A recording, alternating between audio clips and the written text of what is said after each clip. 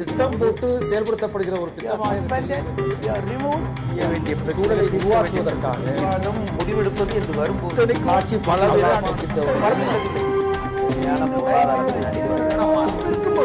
எதிர்த்து பேசிட்டு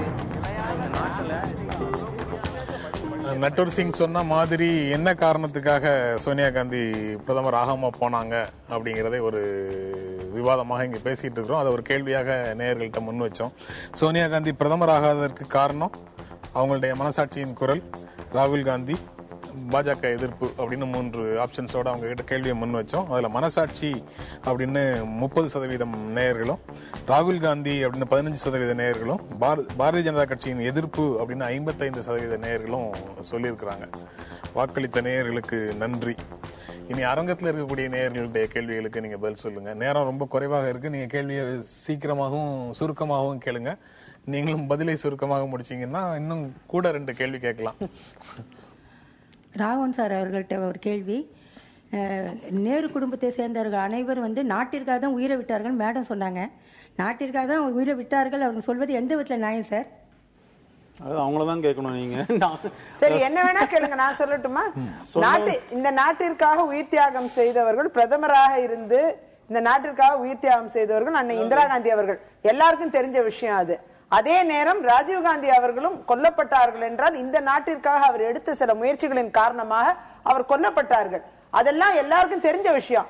இதை இன்னைக்கு அதை மோசமா விமர்சனம் பண்ணணும்னு நீங்க யாராவது நினைச்சீங்கன்னா அது நியாயமும் தர்மமும் அற்ற விஷயமா நான் பார்க்கிறேன்.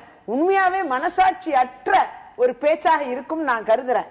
ஏன்னா அவங்களோட தியாகத்தை நிச்சயமா நம்ம மதிக்கணும். மகாத்மா காந்தியின் தியாகத்தை அப்பனா நீங்க மதிக்கிறேன்னு அர்த்தம். மகாத்மா காந்தி இந்த நாட்டுக்கு சுதந்திரம் பெற்று தரலங்கிறத முன்வைக்கக்கூடிய அந்த தன்மை உங்களுக்கு இருக்குன்னு நான் நினைக்கிறேன். பாரதிய ஜனதா கட்சிக்கு தான் எதிர்ப்பு தெரிவிச்சதுக்கு மக்கள் அதிகமா வாக்களிச்சிருக்காங்கன்னா அன்றைய தினம் சோனியா காந்தி பிரதமர் ஆனால் இந்த நாட்டில் இருக்கக்கூடிய எல்லாரும் வெள்ளை புடவை கட்ட வேண்டியது வரும் பெண்கள் என்று அவ்வளவு மோசமான வார்த்தைகளை முன்வைத்த பாரதிய ஜனதா கட்சியை நான் பார்க்க வேண்டும்.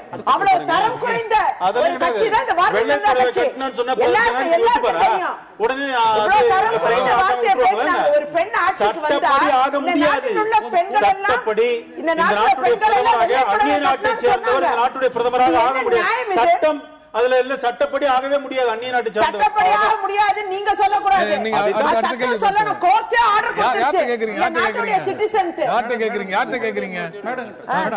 கேளுங்க. ஒரு முறை சோனியா காந்தி அவர்கள் கட்சி தலைமை பொறுப்பை ஏற்றுக்கொள்கிறேன், பிரதமர் ஆவதற்கு எனக்கு விருப்பம் இல்லை, காங்கிரஸ் கட்சியை வலுப்படுத்தவும் காங்கிரஸ் கட்சியை மேம்படுத்தவும் தான் நான் இந்த பதவியை ஏற்றுக்கொண்டிருக்கேன், பிரதமர் ஆவது எனது நோக்கம் இல்லை என்று கூறியிருக்கார். அப்படி கூறியிருக்கும் பொழுது அவருடைய மனசாட்சி தான் என்று கூறியிருக்க வேண்டும். இருக்கலாம், அது கூட இருக்கலாம். நான் தான் முதலே சொன்னேன். அதாவது 98ல அவங்க அந்த பதவியை ஏத்துக்கிறாங்க. 99ல சில பிரச்சனைகள் வரும் பொழுது எங்க கட்சி தலைமை பதவியே வேண்டாம், வேற ஒருத்தர் கட்சி தலைமை இருக்கட்டும் சொல்லி கட்சி தலைமை பதவியை ரிசைன் பண்ணவங்க அவங்க. நான்லாம் 20 நாள் டெல்லியில அவங்க வீட்லயே டெய்லி காலையில போய் உட்காந்து, அம்மா நீங்க அந்த பதவியை ஏத்துக்குங்க, எங்க கட்சியில ஒருங்கிணைந்த ஒரு தலைவராக நீங்கள் ஏற்றுக்கொண்ட பதவியை மீண்டும் நீங்க ஏற்றுக்கொள்ளணும், அப்பதான் நாங்க திரும்பி சென்னைக்கு போவோம்னு சொல்லி 20 நாள் டெல்லியிலே உட்கார்ந்து இருந்தேன். எனக்கெல்லாம் தெரியும் இந்த கட்சியை கட்டுக்கோப்பாக எடுத்து செல்லக்கூடிய ஒரு வாய்ப்பு அவங்களால முடியும் அப்படிங்கறத நாங்கெல்லாம் நம்பணும். அந்த அளவில் அவர்கள் பதவி ஆசை கொண்டவர்கள் அல்ல என்பது 99 ஒரு உதாரணம். 1999ல வாஜ்பாய் அரசு நம்பிக்கை தீர்மானத்துல தோத்து போனதற்கு பிறகு 272 எம்பிக்கள் ஆதரவு எனக்கு இருக்கு, ஆட்சி அமைக்க உரிமை கோரி குடியரசுத் தலைவரை போய் சந்திச்சுட்டு வந்தவங்க சோனியா காந்தி. இது பொய் சொல்லிவிட்டு 272 சீட் இருக்குன்னு பொய் சொல்லி அதெல்லாம் கிடையாது. யாருமே பொய் சொல்லல. ஆனால் உங்களுடைய பாரதிய ஜனதா கட்சியின் மோசமான விமர்சனம், இந்த நாட்டில் எந்த பெண்ணையும் அவ்வளவு மோசமா விமர்சனம் பண்ண முடியாத அளவுக்கு நீங்க விமர்சனம் பண்ணி தரம் தாழ்த்தி எங்கள் தலைவியை ரொம்பவே அசிங்கப்படுத்தினீங்க.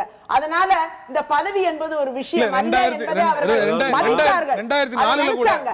2004ல கூட கூட்டணி கட்சி தலைவர்கள் உள்ளிட்ட பலரிடம் இருந்து தனக்கு ஆதரவு கடிதம் வாங்கும் போது வரைக்கும் அவங்களுடைய எண்ணம் அந்த பொறுப்பை ஏற்றுக்கொள்ளலாம் அப்படிங்கிற மாதிரி தான் இருந்திருக்கும்.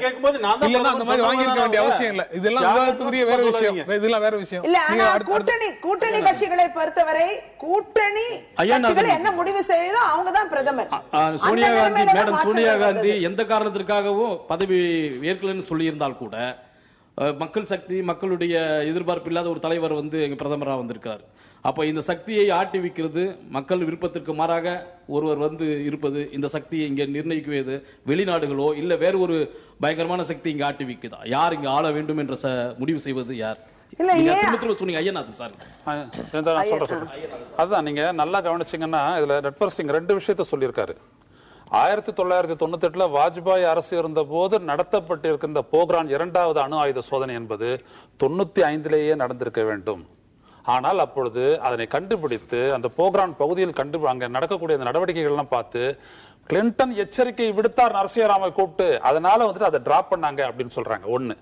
2வது, பொதுவா இந்த விவாதத்துல நீங்க பாத்தீங்க அப்படின்னம்னா இவங்க வந்துட்டு கட்டுப்பட்டு தான் சோனியா காந்திக்கு கட்டுப்பட்டு தான் மன்மோகன் சிங் ஆட்சி செய்தார் அப்படின்லாம் வந்துட்டு சொல்றாங்க. பொதுவா இந்த இடத்துல இவர் இன்னொரு ரிவிலேஷன், ஒரு வெளிப்பாடு சொல்றாரு. என்ன சொல்றாரு அப்படின்னு, அமெரிக்காவுடனான அணு ஆயுத ஒப்பந்தத்தை பற்றி கருத்து கூறும் பொழுது சோனியா காந்தி என்ன சொல்லியிருக்கிறாருன்னா நட்வர் சிங் கிட்ட, you know there is an undercurrent in the country regarding American policy என்று சொல்லியிருக்கின்றார்கள்.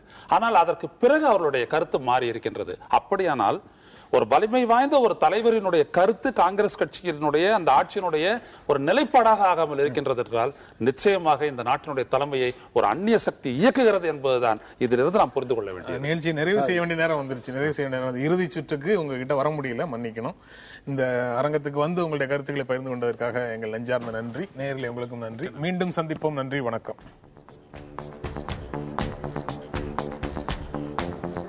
திட்டம் போட்டு செயல்படுத்தப்படுகிற ஒரு திட்டமாக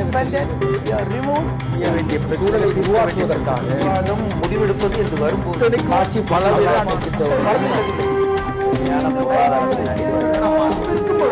எதிர்த்து பேசிட்டு வழியை தவிர மக்கள் தங்களுடைய பங்களிப்பை அளிக்க வேண்டும்.